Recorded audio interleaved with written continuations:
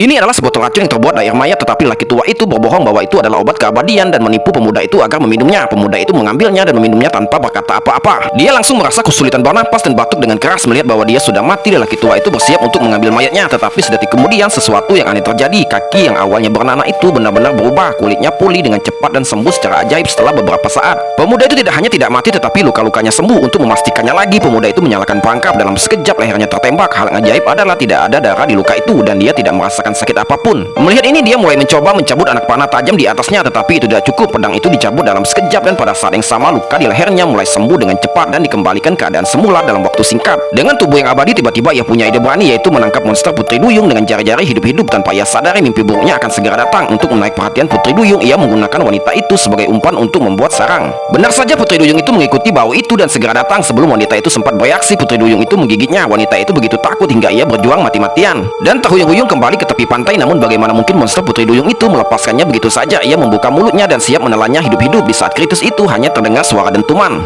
Pria itu mengenai sasaran, namun monster ikan itu tidak terluka sama sekali. Putri Duyung saat itu mulai mengubah arah dan mengejar pria itu. Pria ini dalam kesulitan. Tak lama kemudian pria itu ditangkap oleh monster ikan. Yang lebih tragis lagi, monster ikan itu tidak punya gigi sama sekali, hanya jari-jari dan siap menelannya hidup-hidup. Meskipun lelaki itu memiliki tubuh abadi, itu tidak berhasil. Jika ia ditelan, ia akan terikat selamanya. Dalam proses tarikan ekstrim ini, monster ikan itu akhirnya kalah. Pupil matanya membesar lalu mulutnya menyemburkan dahak kental meledakkan pemuda itu. Akhirnya monster ikan itu mati mendadak.